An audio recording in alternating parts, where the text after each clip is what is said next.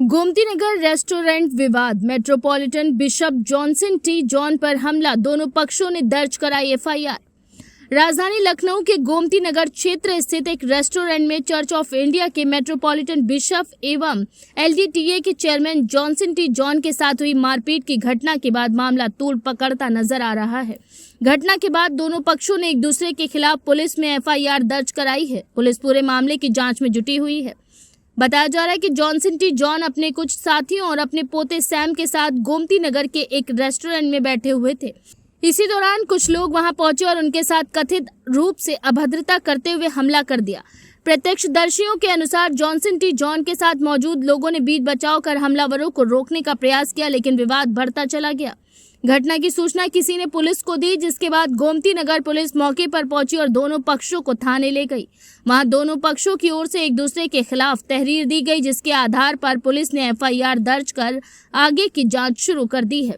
इस मामले के जॉनसन टी जॉन के अधिवक्ता ने दावा किया है कि उनके मुवक्किल को जल्द ही कानूनी प्रक्रिया के तहत राहत मिल जाएगी और वो अपने कार्यों को पहले की तरह सुचारू रूप से जारी रख सकेंगे।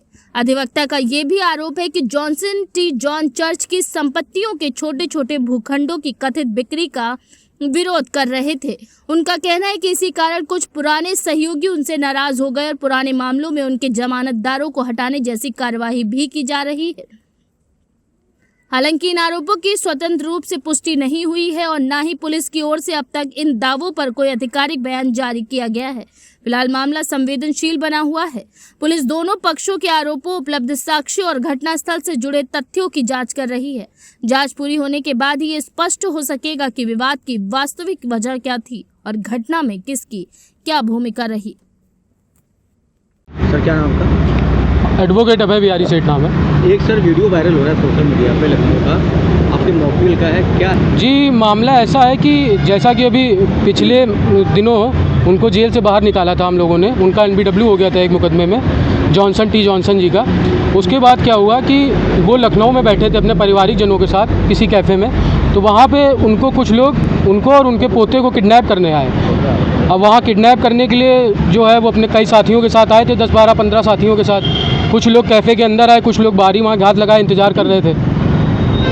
आगे उसके बाद वहाँ पे थोड़ी बहुत जो है उन लोगों द्वारा बदतमीज़ी की गई जॉनसन साहब के साथ और उनके पोते के साथ। उसके बाद जो है वहाँ पे फिर 112 नंबर डायल किया गया हम लोगों की तरफ से, पुलिस बुलाई गई। फिर पुलिस दोनों पक्षों को जो है थाने ले गई। उसके बाद उन लोगों के खिलाफ़ और हम लोगों के खिलाफ दोनों पक्षों द्वारा एक दूसरे के ऊपर क्रॉस एफआईआर दर्ज कराई गई है। तो कौन लोग? अब कुछ अज्ञात लोग हैं जो ये घटना कारित करना चाहते हैं, क्योंकि यहाँ पे मुकदमा चल रहा है कानपुर में। अगर जॉनसन टी जॉनसन साहब यहाँ गवाही देंगे तो वो लोग इस मुकदमे में फंस जाएंगे। और यहाँ पे एक्चुअली उनके ऊपर जो है कई ऐसी ज़मीनें हैं जो उस एलडीटीए के अंतर्गत आती हैं। उन ज़मीनों को गलत तरीके से रजिस्ट्री करा करके टुकड़ों में अन्य लोगों द्वारा बेच दिया गया। और जब बेच दिया गया तो उसके बाद उन लोगों के ऊपर अलग अलग थानों में मुकदमे दर्ज हुए, जिसमें जॉनसन साहब को जो है मुख्य आरोपी बनाया गया, जो कि बिल्कुल तरीके से पूर्णतः निराधार है, क्योंकि उनके खिलाफ कोई डायरेक्ट एविडेंस नहीं है। तो आगे क्या? आगे यही रहेगा कि जो है पुलिस इसमें हमारा पूर्णतः सहयोग तो कर ही रही है। भविष्य में कोई घटना ऐसी ना कारित हो जिससे उनकी मृत्यु हो जाए।